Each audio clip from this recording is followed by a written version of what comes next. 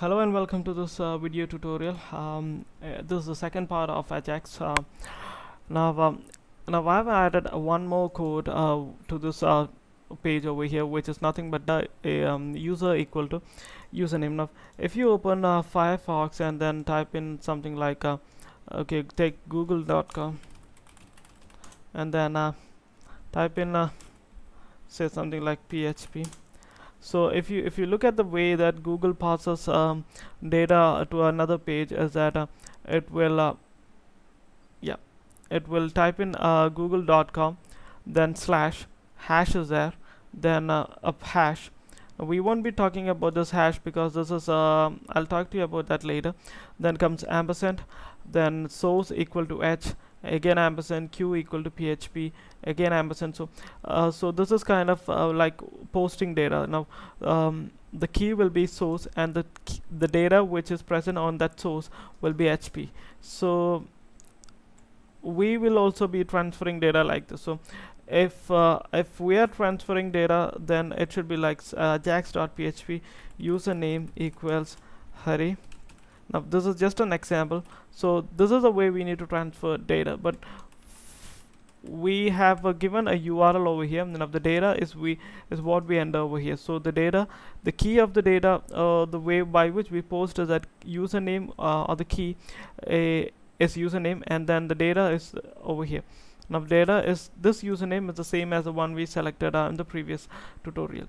Now the next thing that we need to do is execute this code, and then it will reach ajax.php.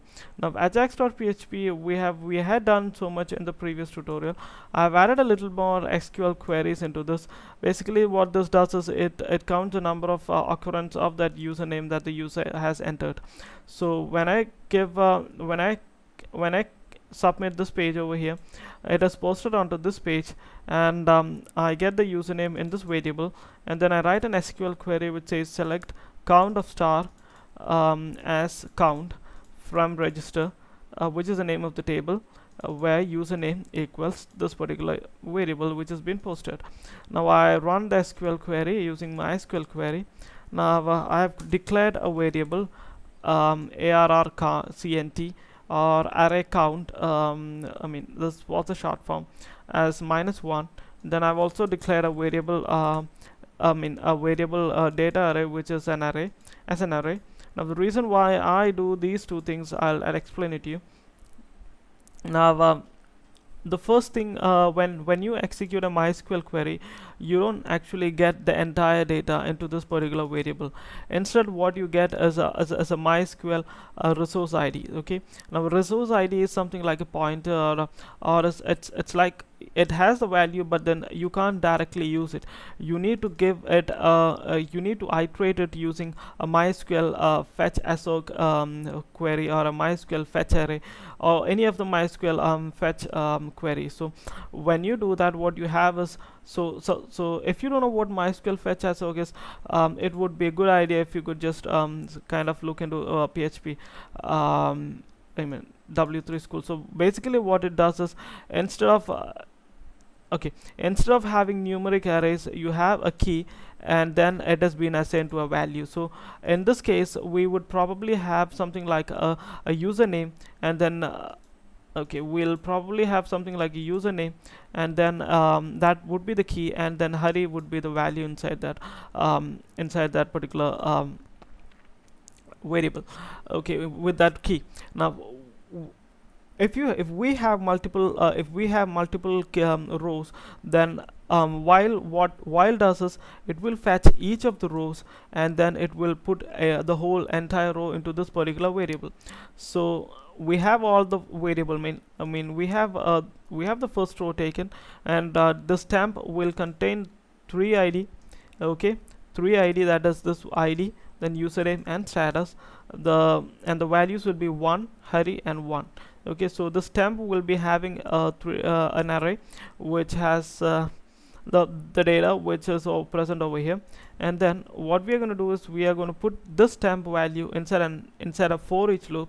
Now I mean, before explaining the for each loop, let me tell you that this is not the only way by which you can fetch data from the database. There are many other ways, but I do this in a bit this way because I mean, when the functions get complex, when you have to do even more complex functions, this can really be handy because I mean, this is I mean, when we go to higher better PHP codes, we'll see how this can be really handy. Okay, now we have kept the row inside this variable, that is temp.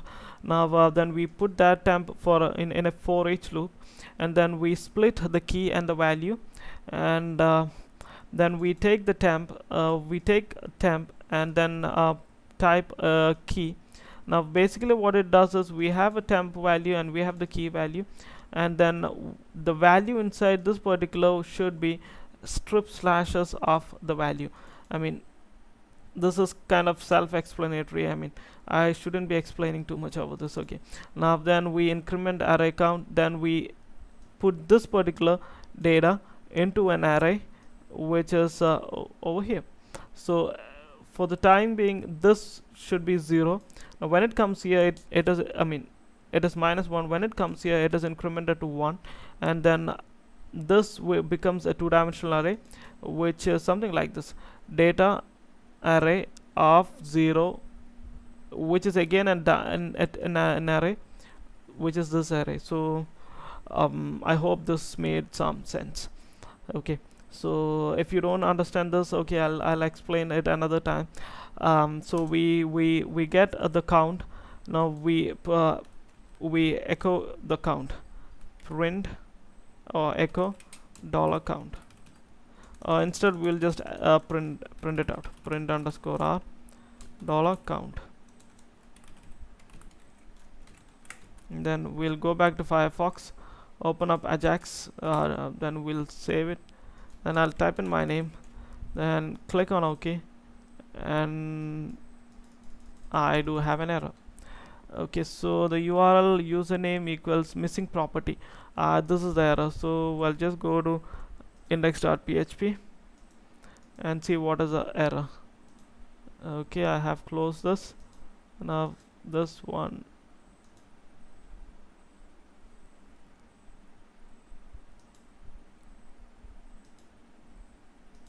this could be the error.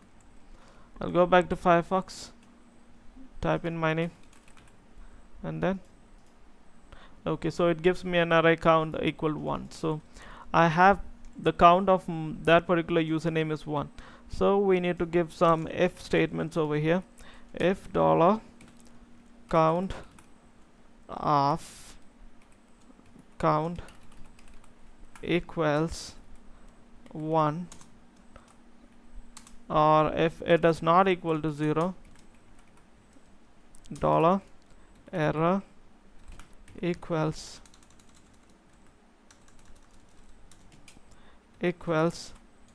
sorry, this username has already been taken, and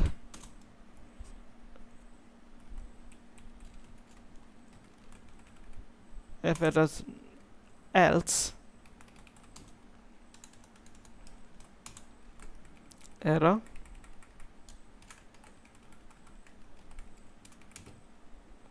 if it is not equal to 0, and if it is equal to 0, congrats, your username is present, available.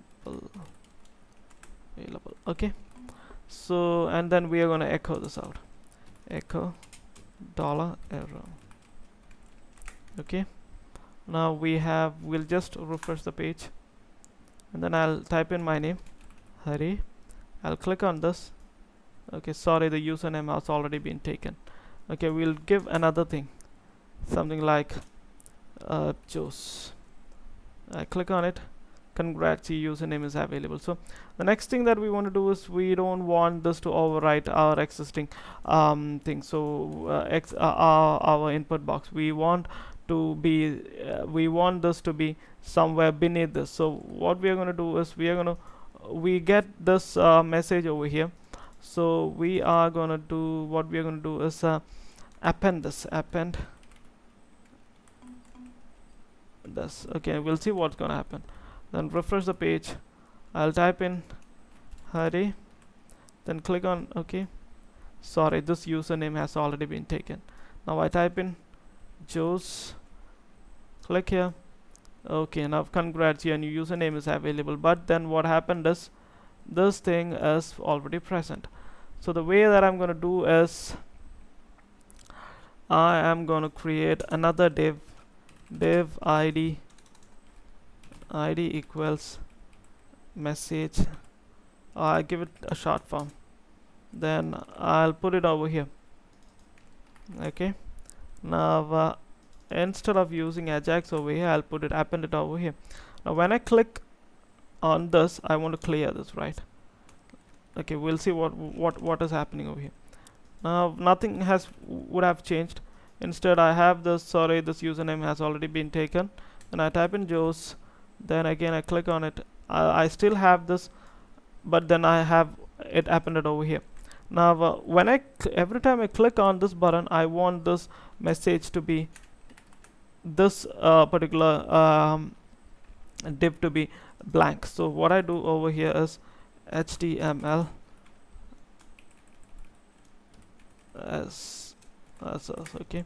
Now we'll go back to Firefox, refresh it, and then type in my name, Hari, then click OK. Oh, sorry, this username has already been taken. Give it Joe's. Okay, congrats. This is still not going. Okay, so we'll see what is the problem. HTML. Okay, we didn't give a value over here. That is probably the reason why I didn't get it. We'll refresh the page. Hurry. Okay, Joe's.